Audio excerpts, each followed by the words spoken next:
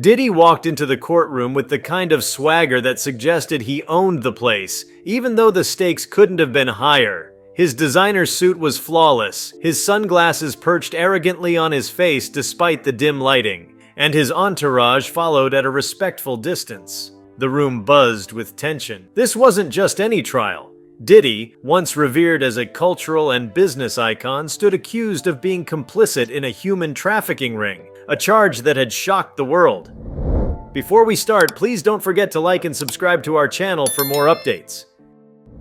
The courtroom was packed to the brim, with reporters, activists, and curious spectators craning their necks for a glimpse of the embattled mogul. Judge Eleanor Matthews presided over the trial, a no-nonsense figure with decades of experience handling high-profile cases. Known for her sharp intellect and unflappable demeanor, she was not easily intimidated, yet even she could sense the unusual gravity of the moment as Diddy strolled into the room, his every movement calculated to exude confidence and defiance. As the proceedings began, it became immediately clear that Diddy had no intention of humbling himself before the court. When his attorney rose to address the charges, Diddy leaned back in his chair, smirking, his sunglasses still firmly in place. Judge Matthews cleared her throat and glanced pointedly at him. "Mr. Combs," she said, her voice cutting through the murmurs in the gallery, "this is a court of law. Remove your sunglasses." Diddy slowly turned his head toward her, his smirk widening. "Respectfully, Judge, these are prescription," he said, his tone dripping with sarcasm. The courtroom gasped. Judge Matthews raised an eyebrow, clearly unimpressed. "Respectfully," she replied, her tone icy, "you will remove them, or I will hold you in contempt." Diddy sighed dramatically as though the request were an unbearable imposition, and slid the sunglasses off with exaggerated slowness. He tossed them onto the table in front of him, leaning back again and crossing his arms. His defiance was palpable. The prosecutor, a fiery young attorney named Amanda Chase, wasted no time laying out the case against him. She painted a damning picture of a man whose empire had allegedly provided cover for a sprawling network of exploitation. Her words were precise and relentless, each one landing like a hammer blow. Diddy, however, seemed unfazed. He whispered and chuckled with his attorney as though the trial were nothing more than a mild inconvenience. When it was his turn to testify, Diddy's behavior only became more audacious. He swaggered to the stand, adjusting his cufflinks as though stepping onto a red carpet. His answers were evasive, his tone condescending. At one point, when asked a direct question about his business dealings, he leaned forward with a grin. "You really think someone like me needs to traffic people?" he said, gesturing broadly. "Come on now, that's ridiculous." Judge Matthews' gavel struck the bench sharply. "Mr. Combs, you will answer the questions posed to you without commentary," she snapped. Sure, Your Honor," Diddy replied, leaning back in his seat. "Whatever you say." The courtroom buzzed again, the tension rising with each passing moment. It was clear to everyone present that Diddy was playing a dangerous game. His arrogance was not only alienating the jury, but testing the patience of a judge who was known for her zero-tolerance approach to disrespect. The breaking point came on the third day of the trial. During a heated exchange with Amanda Chase, Diddy interrupted her mid-sentence, raising his voice and gesturing wildly. "This is a setup!" he shouted, his voice echoing through the room. "Y'all are just trying to tear down a black man who's been successful. I built everything I have from nothing, and now you want to take it all away because it makes a good headline." Judge Matthews' gavel came down like a thunderclap. "Mr. Combs, that is enough," she declared, her voice ringing with authority. "You will not interrupt counsel, and you will not turn this courtroom into a spectacle." Diddy's response was immediate and explosive. He rose to his feet, pointing a finger at the judge. "You don't scare me, lady," he said, his voice dripping with venom. "You think you can sit up there in your little robe and tell me what to do? I've dealt with bigger sharks than you." The gallery erupted in chaos. Reporters scrambled to document the outburst, and murmurs of disbelief swept through the room. Judge Matthews, however, remained perfectly still, her eyes locked on Diddy. When she spoke, her voice was low and calm, yet it carried the weight of a thunderstorm. "Bailiff," she said, her tone deadly, "remove Mr. Combs from this courtroom. He is now in contempt of court." The bailiffs moved swiftly, surrounding Diddy as he protested loudly. "This is a joke!" he yelled, his voice rising. "You can't do this to me! I'm Diddy!" As he was escorted out, Judge Matthews turned to the jury. "You will disregard the defendant's outburst," she said firmly. "This trial will proceed in an orderly and respectful manner, regardless of his behavior." The next day, Diddy returned to court, but the swagger was gone. Judge Matthews had imposed a hefty fine for his contempt, and the incident had made headlines around the world. The public backlash was swift and brutal. Even some of his staunchest supporters began to distance themselves. But the judge wasn't done. As the trial continued, she demonstrated an unwavering commitment to justice, refusing to let Diddy's antics derail the proceedings. She allowed the prosecution to present damning evidence, including financial records and witness testimonies that painted a chilling picture of complicity.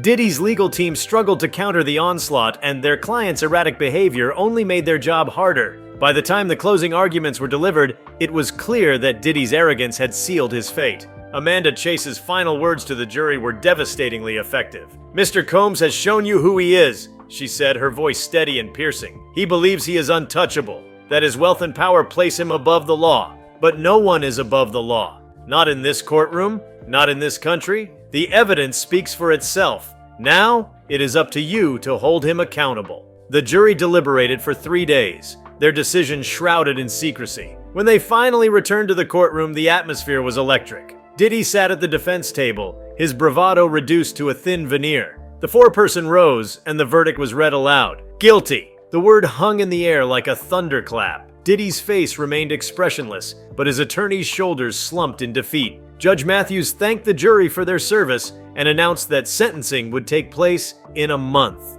As the courtroom emptied, reporters rushed to file their stories, and activists outside cheered the verdict. For Judge Matthews, it was just another day in her lifelong pursuit of justice. For Diddy, it was the beginning of the end, a humbling fall from grace that would leave an indelible mark on his legacy. The trial would go down in history not only for its shocking revelations, but also for the dramatic clash between a defiant defendant and a resolute judge. In the end, justice prevailed, a stark reminder that no amount of wealth or fame could shield anyone from the consequences of their actions. The courtroom may have emptied after the verdict was read, but the storm surrounding the case had only just begun. Outside, a sea of reporters gathered on the courthouse steps, microphones raised high as they shouted questions into the chaos. Cameramen jostled for position, eager to capture the moment. Protesters on both sides of the issue waved signs, their voices blending into a cacophony of triumph and outrage. Diddy's trial had not only captivated the nation, but ignited a firestorm of debates about power, privilege, and the justice system.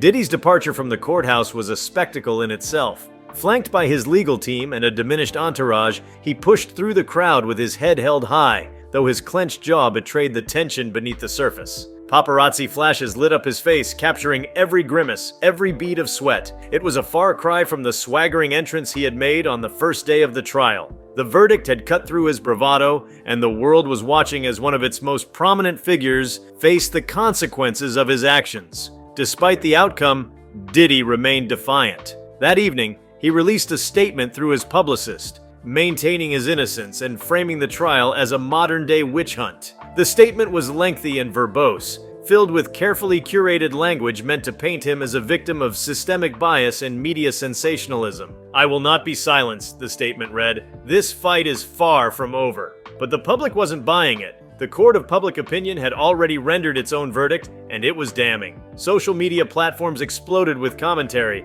hashtags trending as users dissected every detail of the case and Diddy's courtroom antics. Memes of his outbursts circulated widely, turning moments of his arrogance into viral punchlines. Even former fans who had once idolized his music and business acumen expressed their disappointment and disgust. Meanwhile, Judge Matthews became an unlikely hero in the narrative. Her unflinching demeanor and sharp handling of the case won her widespread praise, with many lauding her as a symbol of integrity in a system often criticized for bending to the influence of wealth and power. Journalists wrote glowing profiles of her career, detailing her rise from a modest background to one of the most respected judges in the state. She declined all interview requests, however, remaining focused on her work and steadfast in her refusal to be drawn into the media circus. As the days turned into weeks, the sentencing phase of the trial loomed large. The prosecution began preparing its arguments, aiming to secure a sentence that would send a strong message.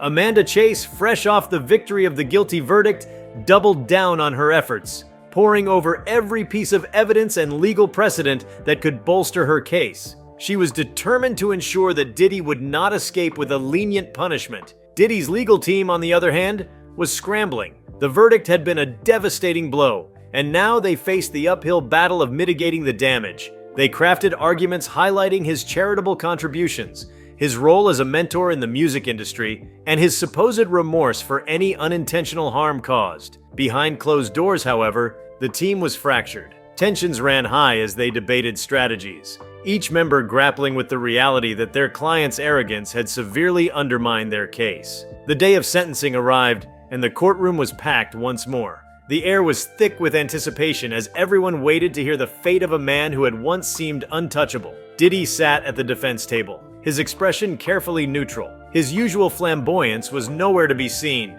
Even his suit, though impeccably tailored, was a muted gray, a far cry from the bold fashion statements he had made earlier in the trial. Judge Matthews entered the courtroom, her presence commanding immediate silence. She took her seat and began the proceedings, her voice steady and authoritative. Both sides presented their arguments, the prosecution calling for a lengthy prison sentence to reflect the gravity of the crimes, while the defense pleaded for leniency, emphasizing Diddy's contributions to society and his potential for rehabilitation. When it was Diddy's turn to address the court, he stood slowly, his hands clasped in front of him. For the first time, he appeared subdued, his voice measured as he spoke. "Your Honor," he began, "I want to say that I've always tried to live my life with integrity. I've made mistakes, and I regret that my actions, or even the perception of my actions, have hurt others. I've built my career on lifting people up, not tearing them down, and I would never knowingly be involved in anything that caused harm."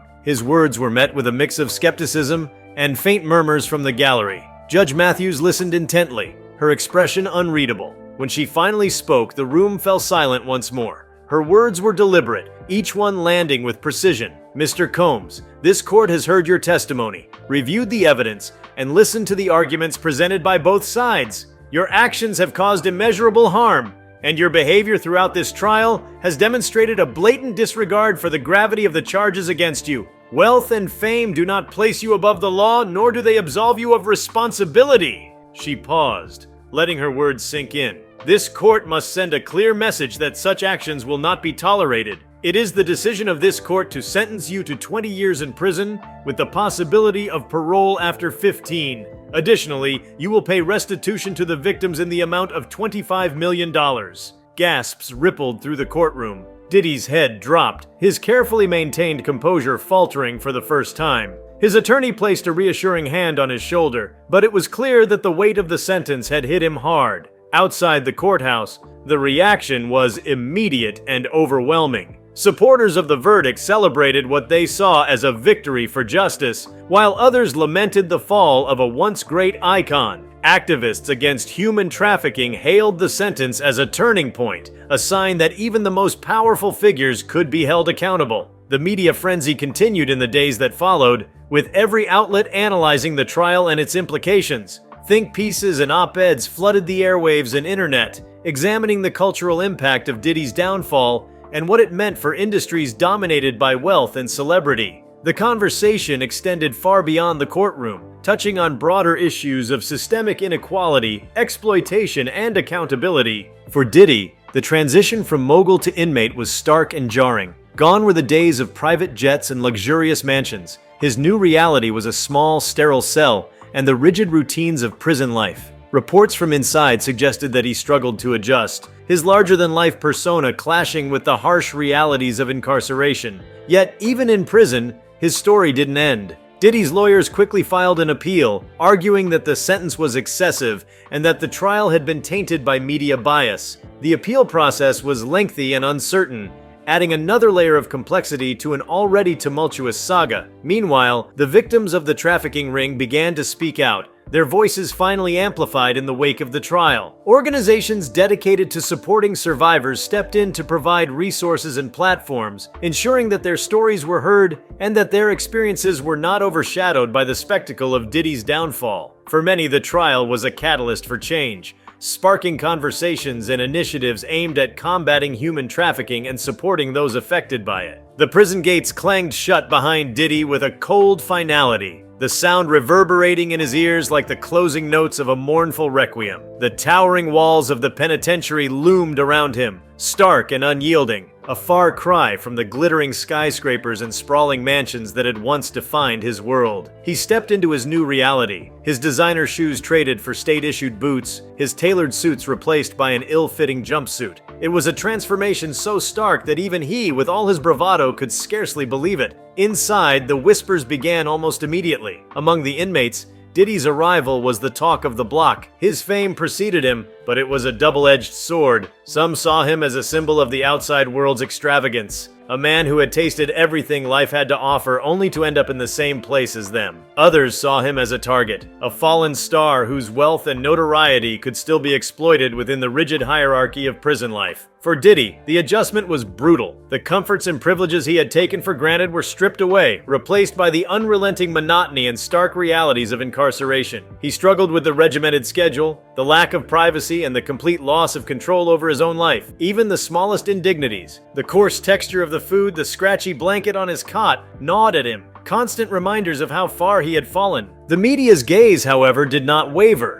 Even behind bars, Diddy remained a subject of fascination. Journalists tracked his every move, from the prison where he was housed to the rumored confrontations he faced on the inside. His name remained a fixture in headlines, his story a grim cautionary tale. Every leaked detail, whether true or exaggerated, fed the public's appetite for drama. Stories of fights, failed attempts at asserting dominance, and his struggles with isolation became fodder for gossip columns and primetime news alike. Back in the world outside, the ripple effects of the trial continued to unfold. The entertainment industry, once hesitant to confront its darker underbelly, began taking more proactive steps to address the systemic issues that Diddy's case had brought to light. Record labels instituted stricter oversight policies, while artists used their platforms to speak out against exploitation and abuse. The industry's reckoning was far from complete, but the trial had undeniably forced a moment of introspection. For the survivors of the trafficking ring,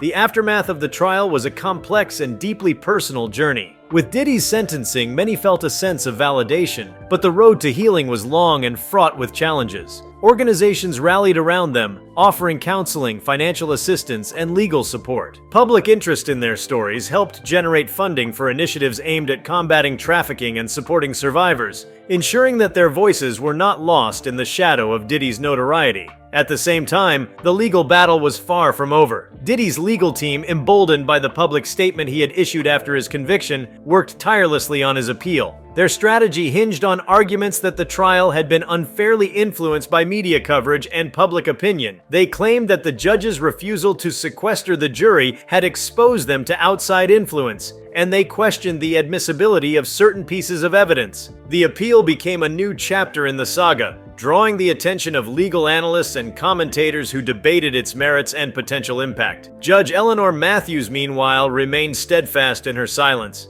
Despite repeated attempts by the media to elicit commentary, she refused to engage, continuing her work with the same level of professionalism and focus that had defined her career. Privately, however, she grappled with the weight of the case. The trial had thrust her into the national spotlight, a position she had neither sought nor relished. She found solace in her work, immersing herself in other cases and refusing to let the notoriety of the Diddy trial overshadow her broader mission of justice. Months turned into years, and the world began to move on. The frenzy surrounding Diddy's conviction gradually faded, replaced by new scandals, new controversies, and new distractions. Yet the case remained a touchstone, a moment that had forced society to confront uncomfortable truths about power, privilege, and accountability. For some, it became a symbol of justice prevailing. For others, a reminder of how much work remained to be done. Inside the prison walls, Diddy faced his own reckoning. Stripped of his entourage, his wealth, and his public persona, he was forced to confront the man he had become.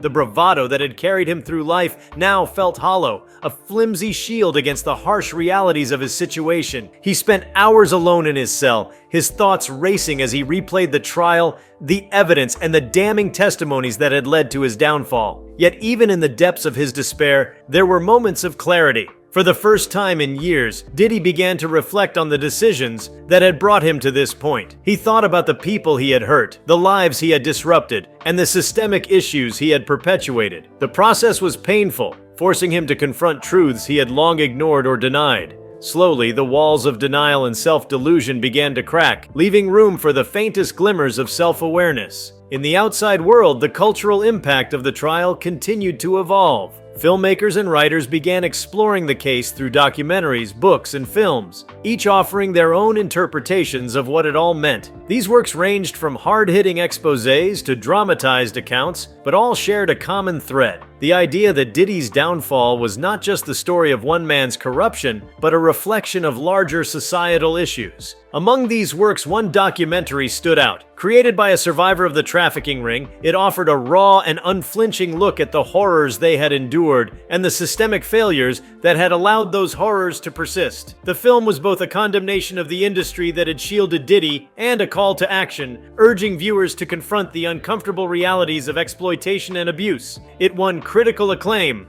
and sparked renewed conversations about the importance of survivor-centered advocacy and reform. As Diddy's appeal made its way through the courts, his public image underwent a slow and complicated transformation. While many continued to view him as a symbol of greed and entitlement, others began to see him as a cautionary figure, a man whose downfall held lessons about the perils of unchecked ambition and hubris. His name became shorthand for a certain kind of arrogance, a reminder that no one, no matter how powerful, was immune to accountability. When the appeal was finally heard, the outcome was met with intense scrutiny. The appellate court upheld the original verdict, rejecting the arguments of Diddy's legal team and affirming the sentence imposed by Judge Matthews. The decision was a decisive blow to Diddy's hopes of overturning his conviction, cementing his status as a cautionary tale. Years into his sentence, Diddy's life took an unexpected turn. Humbled by his experiences and motivated by his reflections, he began to engage with programs aimed at rehabilitation and self-improvement. He participated in counseling sessions, joined educational programs, and even collaborated on initiatives aimed at raising awareness about trafficking and exploitation. These efforts, while met with skepticism by some, marked a significant shift in his demeanor and priorities. By the time he became eligible for parole, Diddy was a changed man, or so he claimed. His parole hearing became another media spectacle, with supporters and detractors once again clashing over whether he deserved a second chance. The parole board's decision was far from unanimous, but in the end, they granted him conditional release, citing his apparent efforts at rehabilitation and his potential to contribute positively to society. Upon his release, Diddy faced a world that had moved on without him. The industries he had once dominated were now shaped by new leaders, new trends, and a younger generation that viewed him as a relic of a bygone era. He struggled to rebuild his life, balancing his desire for redemption with the lingering stigma of his conviction. His attempts to return to the public eye were met with mixed reactions, as audiences debated whether his efforts were genuine or merely an attempt to salvage his reputation. The world outside the prison gates had changed irrevocably in the years since Diddy's conviction. The social, cultural, and political landscapes had shifted, making his return to freedom a strange and often jarring experience. Stepping into the brisk morning air on the day of his release, Diddy found himself confronted with a society that was less willing to forgive and forget. The cameras were there, of course, an omnipresent reminder of the notoriety that would follow him everywhere. But the fanfare he might have once expected was absent. The world wasn't celebrating his freedom. It was observing it, cautiously, as if waiting to see what he would do next. For Diddy, the first steps into his new life were fraught with uncertainty. Gone were the days when he could command the attention of global audiences with a mere whisper of a new project. His name, once synonymous with influence and success, now carried a different weight. The shadow of his conviction loomed large, casting doubt on his every move and forcing him to reckon with the stark reality that his redemption, if possible at all, would be a long and arduous road. He returned to a much smaller house than the sprawling mansions of his past, tucked away in a modest neighborhood where the paparazzi were less likely to camp out. It was clear that his fortune had dwindled significantly during his years in prison, drained by legal fees, restitution payments, and the collapse of his business empire. The empire he had built was no longer his. Others had filled the void he left behind, capitalizing on opportunities that once would have been his for the taking. The music industry, which he had once dominated with an iron grip, had moved on. New artists, new sounds, and new power players had risen to prominence, and his attempts to re-enter the scene were met with resistance. Record labels were reluctant to associate their brands with a figure whose name evoked controversy rather than inspiration. Streaming platforms, driven by audience sentiment, were cautious about spotlighting his past work. His attempts to relaunch his career felt like swimming upstream in a river that had already carried him too far from shore. Diddy's rehabilitation efforts, which he had begun during his incarceration, became the foundation of his post-prison life. He threw himself into speaking engagements, collaborating with organizations that worked to combat human trafficking and support survivors. These appearances, often met with skepticism, were an essential part of his strategy to rebuild his reputation. Standing before audiences, some hostile, others cautiously receptive, Diddy spoke about the lessons he had learned and the importance of acknowledging the systems of exploitation that had allowed his crimes to flourish. Accountability doesn't end when the sentence is served, he said during one of his earliest speeches. It's a lifelong process. Every day I wake up knowing I can't change the past, but I can choose to be better in the future. The sincerity of his words was hotly debated. Some viewed his efforts as a cynical attempt to restore his public image, while others saw them as the genuine expressions of a man who had been forced to confront his deepest flaws. His detractors often pointed out that his wealth and fame, even diminished, had allowed him opportunities for redemption that many others in his position would never have received. Supporters, however, argued that his platform could bring much-needed attention to the issues of trafficking and exploitation, even if his motives remained suspect. One of the most surprising developments in Diddy's post-prison life came in the form of an unlikely partnership. A prominent anti-trafficking activist, who had been a vocal critic of Diddy during his trial, reached out to him after one of his speeches. The activist, a survivor herself, believed that redemption was possible, even for someone like him, and proposed working together on a public awareness campaign. Their collaboration was met with mixed reactions, praised by some for bridging divides and condemned by others as a betrayal of the survivors who had suffered under the systems Diddy had once profited from. Their campaign, titled Faces of Freedom, featured stories of survivors and sought to humanize the often invisible victims of trafficking. Diddy's involvement, while controversial, drew significant media attention to the initiative, helping to raise millions of dollars for survivor-focused programs. He participated in interviews and panel discussions, carefully navigating questions about his past while emphasizing the need for systemic change. The world had moved on, but the echoes of Diddy's story lingered. It became a parable for a new age, one in which the powerful could no longer rely on their status to shield them from justice, and the possibility of change, however contentious, remained a part of the broader conversation. In the end, Diddy's life was a testament to both the enduring consequences of one's actions and the relentless pursuit of meaning in their aftermath. If you liked this video, please give it a like and subscribe to our channel. Also, could you leave your comments below and tell us, what are your thoughts on Diddy's behavior toward the judge in court? We want to hear from you. Thank you for watching and see you next time.